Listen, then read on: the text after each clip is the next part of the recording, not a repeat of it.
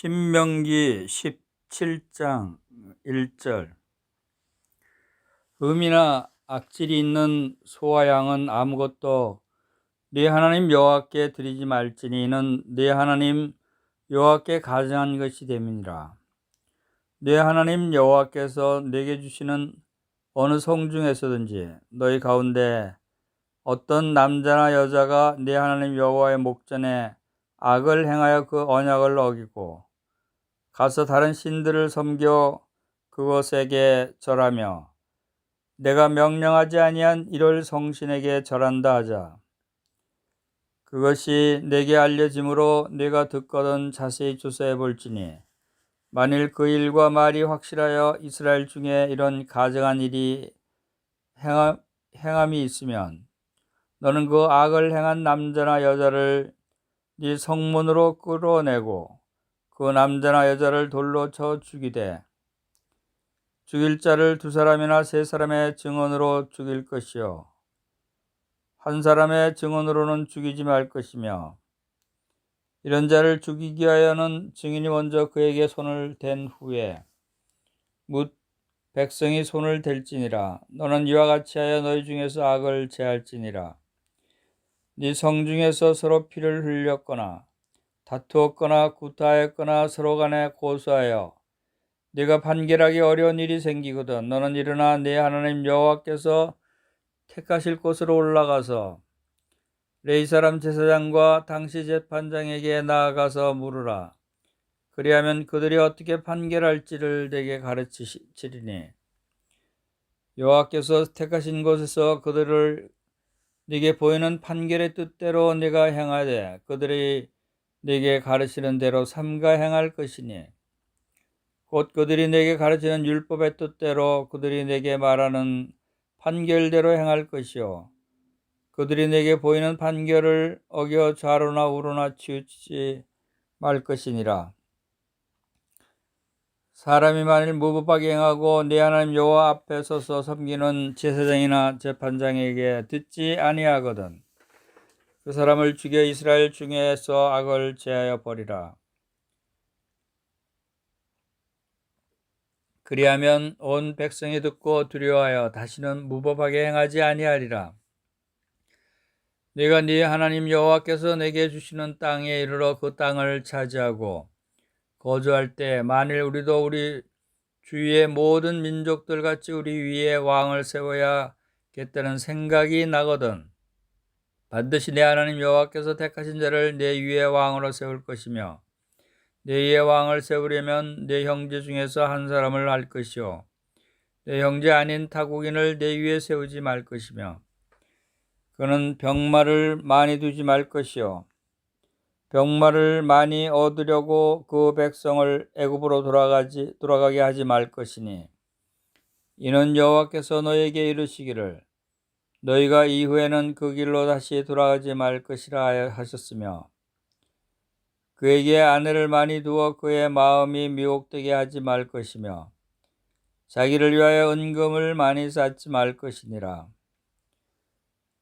그가 왕위에 오르거든 이 율법서의 등사본을 레위 사람 제사장 앞에서 책에 기록하여 평생에 자기 옆에 두고 읽어 그의 하나님 여호와 경외하기를 배우며 이 율법의 모든 말과 이 규례를 지켜 행할 것이라. 그리하면 그의 마음이 그의 형제 위에 교만하지 아니하고 이 명령에서 떠나 좌로나 우로나 치우치지 아니하리니 이스라엘 중에서 그와 그의 자손이 왕위에 있는 날이 장구하리라.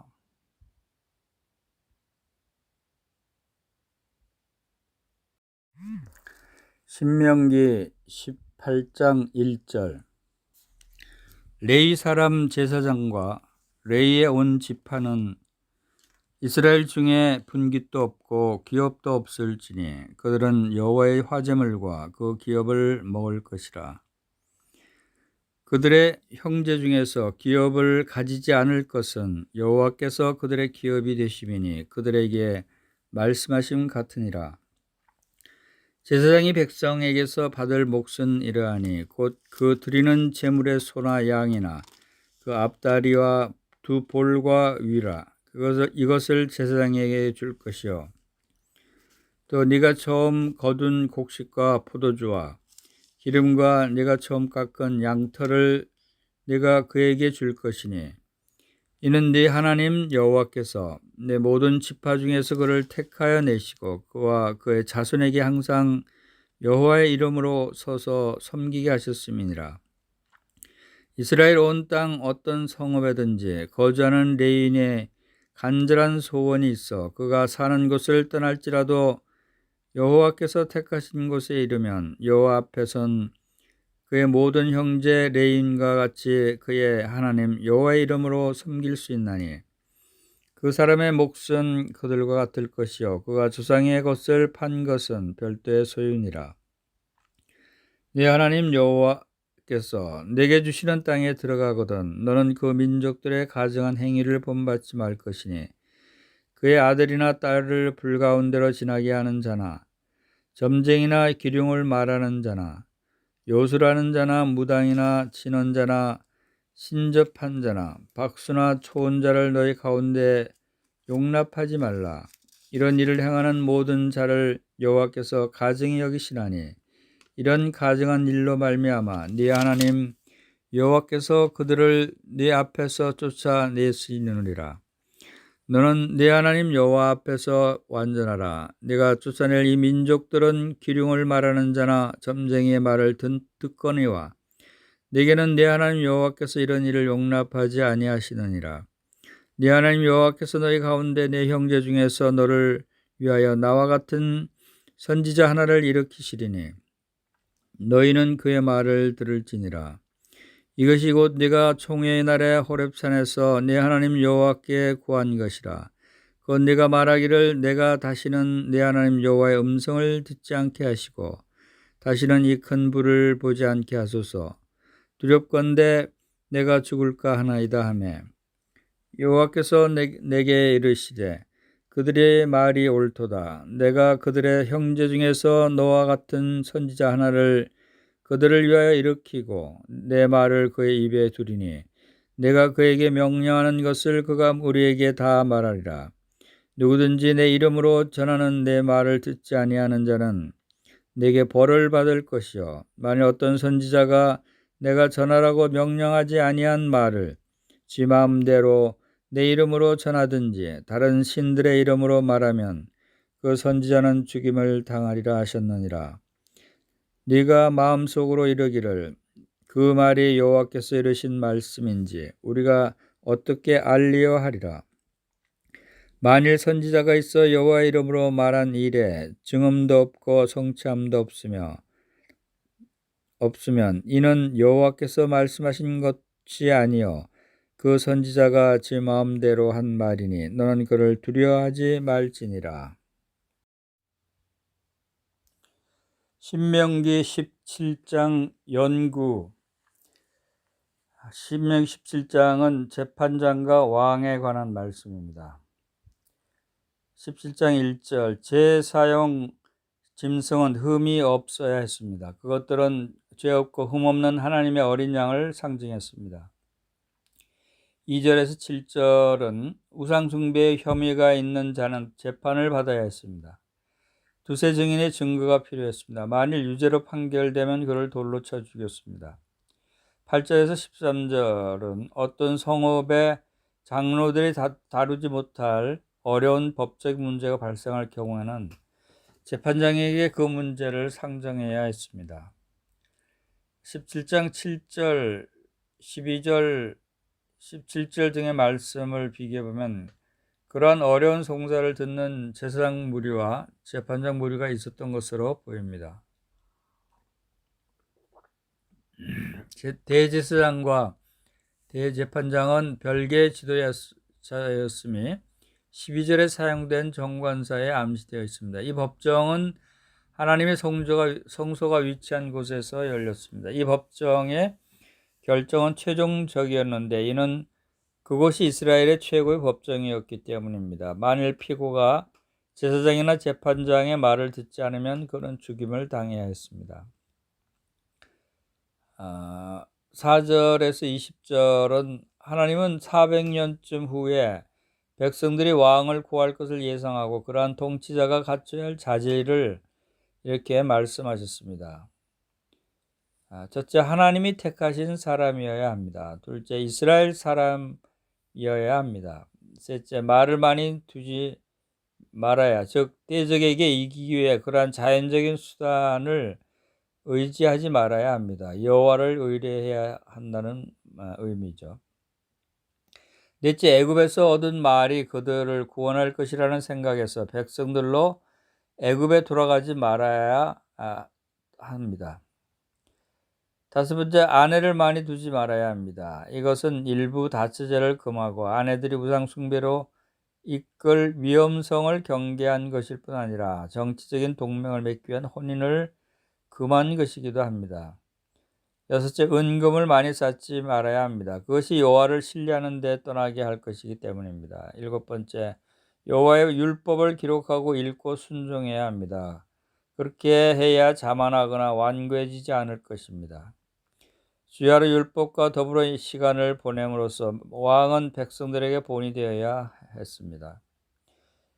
여덟 번째, 그 마음이 높아지지 말아야 합니다. 이스라엘의 황금시대를 다스렸던 솔로몬은 이 규정의 대부분을 범했으며 그 결과 그 자신과 그의 나라를 파멸로 이끌었습니다.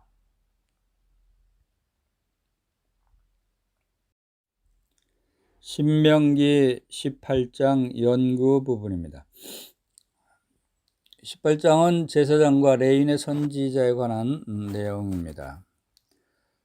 1절에서 8절 내용은 다시금 제사장과 레위인에 대한 하나님의 돌보심이 나타나 있습니다. 그들은 지파적으로 그 땅의 기업을 받지 않았기 때문에 백성들이 그 필요를 공급해야 했습니다. 재물 가운데 그들의 분깃은 어깨와 두 뻘과 위와 곡식과 포도주와 기름과 양털의 첫 수확이었습니다. 6절에서 8절은 레위인이 그 집을 팔고 하나님을 섬기려 하나님이 그 이름을 두신 곳으로 옮기는 경우를 가리킵니다. 그는 다른 레위인과 더불어 예물을 취할 수 있었으며 그것은 그가 그의 기업을 팔아서 얻은 것 외의 분깃이었습니다. 레위인의 지파적인 기업은 받지 못했지만 자기 재산은 소유할 수 있었습니다. 9절에서 14절 내용은 이스라엘 백성은 보이지 않는 세계와 내통한다고 주장하는 사람과 접촉을 가져서는 안 되었습니다. 영의 세계와 교통하는 8가지 수단이 나와 있습니다. 그것들은 하나님께 가증한 행위로 불렸습니다. 거기에는 복술자, 기륭을 말하는 자, 요술하는 자, 무당, 진언자, 친접자, 박수, 초혼자 등이 포함되어 있습니다. 이들 중 일부는 중복되었습니다. 슬프게도 이 3400여 년이나 된 금령은 오래전과 마찬가지로 오늘날 계명된 현대에도 똑같이 요구됩니다. 헬리지 보이시는 이렇게 지적합니다. 사단주의와 귀신과 신비주의는 속임수가 아니라 어둡고 음산한 실제들이다. 우리가 마지막 때를 살고 있다는 표징 중 하나는 마법과 점성술과 기타 형태의 신비주의에 대한 널리 퍼진 관심에서 찾아볼 수가 있다. 수많은 사람들이 매일 점성가와 영매자를 찾아가거나 죽은 사랑하는 이들과의 교통을 나누고자 시도합니다. 또한 사탄주의와 귀신에 대해서도 관심이 크다. 성경은 그러한 관습들에 대해 거듭해서 경고를 한다. 성경의 경고는 얼마나 긴박하고 시급한지 모르겠습니다. 죽음의 입맞춤이 될 수 있는 것 주변에서 배회하지 않도록 조심하도록 합시다. 이러한 금지된 교통에 대해서 완전하게 된다는 것은 하나님의 음성에만 귀를 기울이는 것을 의미합니다. 15절에서 19절 신비주의 지도자들의 죄악과 뚜렷이 대조되게도 15절은 그리스도에 관한 아름다운 예언, 즉 하나님의 참 선지자를 제시하고 있습니다. 첫째, 한 선지자는 하나님의 말씀을 말하는 자입니다. 너희 중 인간으로서, 셋째, 너희 형제 중에서, 이것은 이스라엘 백성 중에서라는 의미입니다. 네 번째, 나와 같은, 이것은 하나님이 일으켰다는 의미에서 모세와 같은.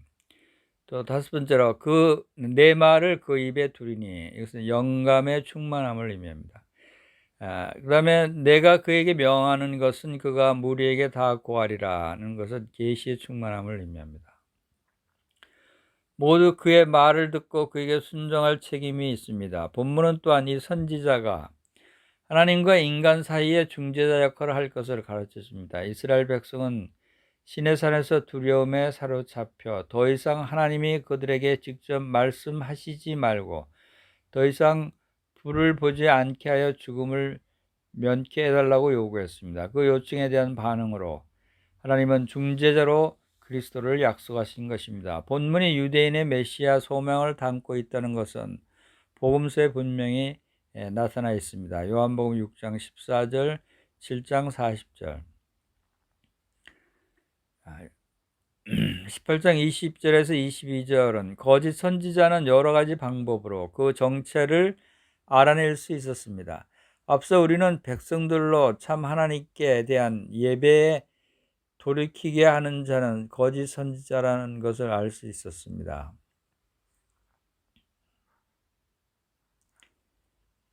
여기에는 또 하나의 분별법이 있는데 만일 어떤 예언이 이루어지지 않으면 그 선지자는 죽임을 당해야 했고 아무도 그가 예언한 저주를 두려워할 필요가 없었습니다. 이상으로 18장에 관한 내용이었습니다.